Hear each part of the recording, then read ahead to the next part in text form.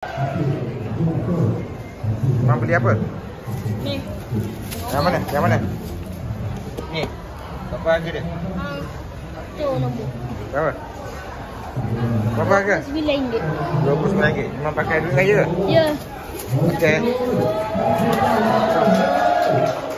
Ada apa sana tengok?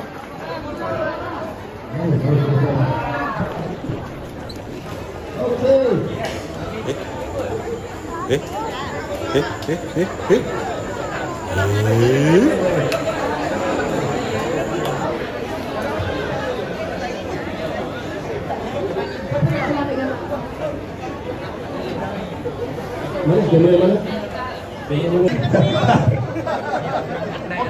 orang pertama yang kat tangan ada.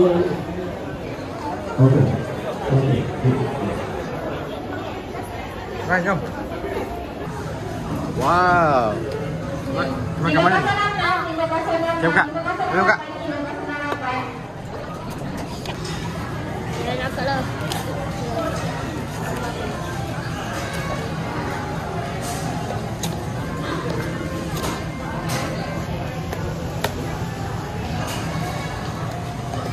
Hai.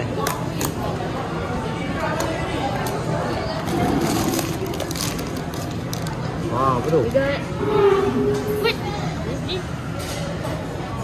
What is this? What is that? Kertas. Kertas.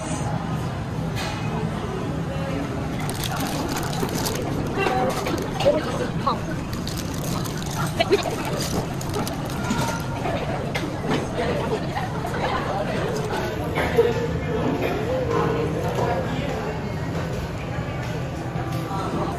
Ada saya nak beli lagi.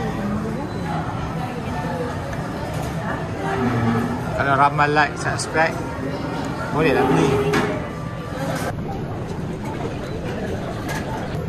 Mana apa? Ni ke? Kenapa nak perlu? Salah pasang? Ya, memang. Okay guys, permainan ni Bukan dalam semua. ada unsur subhah sebab kita tak tahu apa dia dalam dia. Jadi orang beli ni kadang-kadang dia akan rugilah kalau dia nak Optimus Prime dapat benda yang salah. So ada unsur terniaya lah pada budak-budak yang beli ni. Jadi benda ni ada subhah sikit. Mungkin budak nak Optimus Prime tapi dapat tak apa-apa. Jadi kena elakkanlah membeli something like this. Saya pun tak perasan tadi. Tak tahulah jika kat kedai dia bagi tahu apa jenis mainan kad dalam. Okey guys, sebenarnya saya ada tengok satu video lah dari Faktau kalau tak silap tentang permainan yang berunsurkan subhah. Ada keraguan haram, iaitu bila kita beli permainan yang kita kena teka atau kena tikam apa benda yang ada di dalamnya. Jadi dalam kes ni, dalam kotak ni kita tak tahu mainan apa yang ada. Maka bila budak-budak beli, kalau dia tak nak apa yang dia nak, maka rugilah. Dan kalau dia beli lagi, dapat pula benda yang sama, maka rugi dua kali. Itu yang kata ada unsur haram tu. Jadi mainan ni dia orang beli guna duit raya, saya tak tahu. Dan kalau lah dekat kedai tu mungkin dah ada label ke, saya tak tahulah. Kalau ada maknanya okey lah.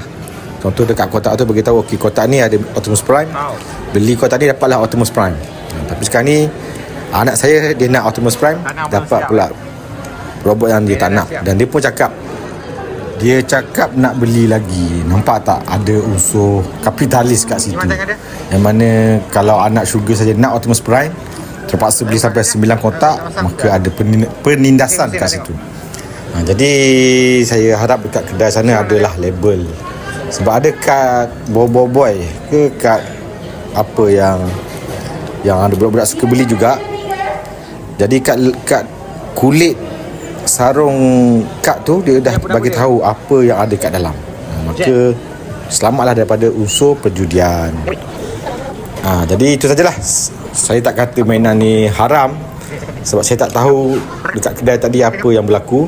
Tapi kalau anak saya cakap dia nak Optimus Prime, dia nampak gambar Optimus Prime, dia beli kat dalam tu bukan Optimus Prime dan tak ada sebarang indikator mainan apa ada kat dalam, maka terdedahlah kepada unsur penindasan, kerugian kepada pembeli. So hati-hati guys. Mungkin ada benda yang saya terlepas pandang. Ini pendapat peribadi saya. Elakkanlah daripada membeli permainan yang mana orang membeli rasa rugi. Dalam Islam ni akad jual beli ni ada barang kan, ada kepuasan pelanggan, tidak ada penindasan, macam tu. Okey, makanan dah sampai, anak saya dah pergi ambil. Jom makan. First time juga makan Richeese ni. Nampak ada logo halal tu, insya-Allah kita cubalah.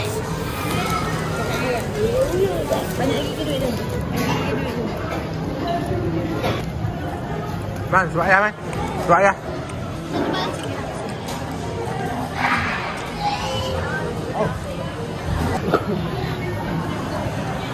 Hai man. Makan apa tu? Nasi? Ayam? Cheese?